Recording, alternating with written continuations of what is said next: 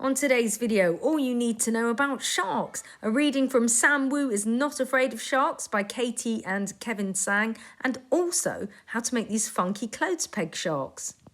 Today's video is about what I consider the king of the animal kingdom. I'm talking about sharks. Sharks are the oldest large creatures known to man. They're so old, they lived nearly 420 million years ago, which makes them outdate even the dinosaurs. How mad is that? There are only a few animals that have lived longer than the sharks, and they're all tiny. So they include sponges, which people often forget are animals at all, jellyfish, which regenerate, so they're kind of immortal, hydra, which are like less than an inch living in the ocean, and some clams, all small things. But sharks are the only animals that have lived so long and that are so large. So let's investigate more about them. It was only as recently as 2016 that scientists did some studies and found that this Greenland shark could be nearly 300 years old, or even older, up to 500 years old. It's hard to tell. Some sharks, you can age them by the rings around their bones, much like a tree, but the Greenland shark has very soft bones, so you have to use carbon dating. They live in the North Atlantic and can be as big as a great white shark, which is massive, 21 feet. But get this, they only grow by a centimetre a year. The biggest threat to a shark is a human, because there aren't many predators, if any predators, of sharks. So we're their number one threat, and we act like they're a threat to us. There are only about 25 to 30 species that have ever attacked humans, and that's out of about 400. So the odds are very low indeed, and you're more likely to get killed by a bee sting or even being hit by lightning. Sharks are pretty unique in that they can have babies in three ways. They can either lay eggs, in which case they're more likely to have a higher number of babies. Like humans, they can have little pups that they give birth to from inside of them, or some of them can have eggs that hatch in their bodies. They can have 1 to 100 babies at a go, depending on which type of birth they're having.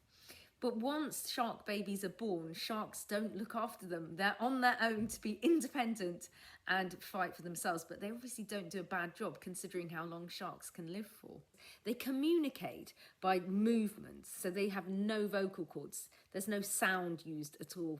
Sharks have an amazing sense of smell. They use their two nostrils not to breathe, gills do the breathing for them, but only to smell out their prey. And they can detect food over a kilometre away. Get this, both their nostrils act independently of each other. So one could be smelling something over that way and one could be smelling something over there. Sharks also have amazing eyesight. It's no wonder they're so good at being predators. Because their eyes are on each side of their head, they have nearly 360-degree vision, and they can see 10 times better than humans in dim light. Sharks can pick up electromagnetic pulses. They've got these special jelly-filled sensory organs that can detect things that are several kilometres away. Obviously, sharks' teeth are very, very important to them, and they can have 40 to 45 teeth in up to 7 rows. So if they lose a tooth, they can just get another tooth to take its place from a backup row. It's like having understudy teeth. They can go through 30,000 teeth in a lifetime. Sharks can hear their prey from 30,000 feet away. Before a mother shark gives birth, she often loses her sense of taste to prevent her from eating her baby after it's born. And tiger sharks, the first tiger shark pup to be born, can often eat its little unborn brothers and sisters. Sharks purely communicate through body language. They don't have vocal cords, so they're completely silent. So let's check out some of the shark species. The whale shark is the biggest of all the fish, and their mouths are big enough to fit a whole human inside. The lantern shark glows, and it uses this to trick its prey. And the dwarf lantern shark is the smallest of them all. One of them would fit in your hand, believe it or not. The thresher shark uses its tail to kill its prey. It just slaps them to death. Angel sharks can ambush their prey in 1/10 of a second. Pretty fast, huh? And tiger sharks are known as the dustbin of the ocean. There have been all sorts of strange things found in their mouths, from tyres to fur coats to number plates. They'll just eat anything that comes their way. Today's book has sharks in it. Sam Wu is Not Afraid of Sharks by Katie and Kevin Tsang. Chapter 4, Evil Shark Overlords. Now that I'd obviously done the bravest thing that anyone could do at the aquarium, I felt much more relaxed. That was great, I said to Bernard as we made our way through the rest of the aquarium. Did you see me wrangle that stingray? Bernard blinked. You mean when the guide put your hand in the water? I touched it too, said Zoe. Yeah, but I think the one I touched was the scariest one, I said. Definitely the ringleader of the group. I don't think stingrays have ringleaders, said Bernard. These ones do, I said. I could just tell. Bernard frowned. I'll have to look it up later. Bernard loves to look things up. It is his kind of superpower, being smart and knowing facts. Zoe's superpower is being super fast. My superpower is being super brave, obviously. We turned the corner and in front of us was the biggest tank we'd seen yet. The shark tank. Maybe the stingrays weren't the scariest thing in the aquarium. Gather in close, said Betty, but don't rap on the glass. We don't want to bother the sharks. Of course we don't want to bother the sharks, I said to Zoe. Who would want to bother a shark? Then I saw who was rapping on the glass. Ralph, of course. If anyone was going to annoy a shark, it would be him. Did you know that sharks are older than dinosaurs, said tour guide Betty. They've been around for over 400 million years. Bernard gasped. As I said, he loves facts. He raised his hand. Does that mean that they are like dinosaurs that live in the sea? Kind of, said Betty, but unlike the dinosaurs, they've managed to survive all these years. Masters of survival. And then I saw one, my very first shark sighting. It was not going to be my last. It looked just like the sharks in the movies, but bigger and meaner. It had big black eyes and rows of razor-sharp teeth, and I was sure it was looking right at me. Whoa, said Zoe. Whoa, said Bernard. I didn't say anything. I couldn't believe that I was staring at a real live shark, which could eat me. A few other sharks swam by too, but the first one, the one staring me down, was definitely the scariest one. Not that I was scared of it, but everyone else probably was, because it was a very scary shark. And we arrived just in time for the feeding, said Betty. Oh no, the feeding! With all of the excitement, I'd forgotten about the feeding. Ralph cheered. This is going to be the best, he said to his friends. I can't wait to see the shark destroy something. Then he bared his teeth like a shark.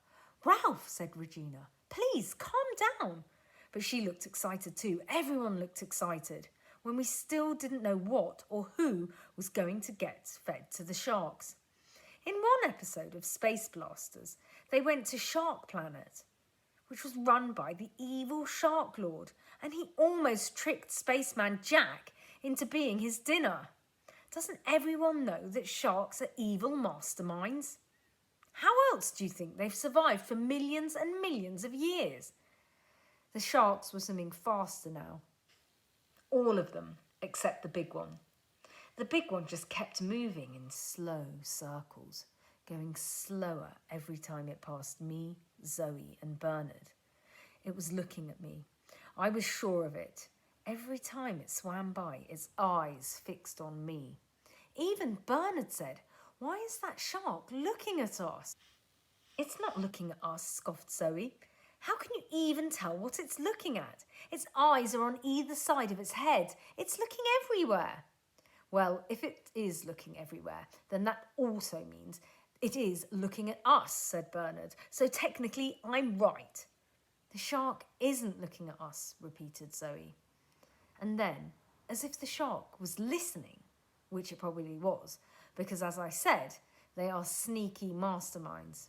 It slowly turned and came right at us. We all took a step back from the tank, even Zoe. "Now can you admit it's looking at us?" I whispered. Then the shark unhinged its giant jaws and showed us all its teeth. And it was still coming towards us. What is it doing?" said Bernard. He sounded a little shaky. Excuse me, is that normal shark behaviour?" Betty came over. "Oh, don't you worry. That shark there is just Crazy Charlie. He's our biggest and moodiest shark. He's also the most vain. Crazy Charlie just likes to show off his teeth before he eats. He's very proud of them." "Why is he called Crazy Charlie?" I asked. This all seemed highly dangerous. Betty shrugged. "Oh, Charlie is just a bit unpredictable. He follows his own schedule and is a real picky eater. Sometimes he doesn't eat at all during feeding time, and at other times he'll scare the rest of the sharks away and eat all the fish himself." By this time, Crazy Charlie had passed us and was making another round. But still, every time he swam by, I was sure he was looking straight at me, staring me down and sizing me up. "Look," said Regina, pointing upwards. We all looked up and saw chunks of something falling from the top of the tank. "What is that?" said Bernard. "Special shark food," said Betty. "Frozen fish with multivitamins stuffed inside them. Keeps the sharks healthy and strong." "Frozen fish," said Zoe. "Like fish fingers?" "Not quite," said our guide with a smile, "but close. I bet our sharks would like fish fingers too." "Told you could get fish fingers at an aquarium," I whispered to Zoe. Betty walked away to answer someone else's question. All of the sharks were swimming to the top of the tank to get their lunch. All of them but one. Crazy Charlie. He was still swimming in slow circles, coming closer and closer to us with every loop. "He reminds me of something," I said.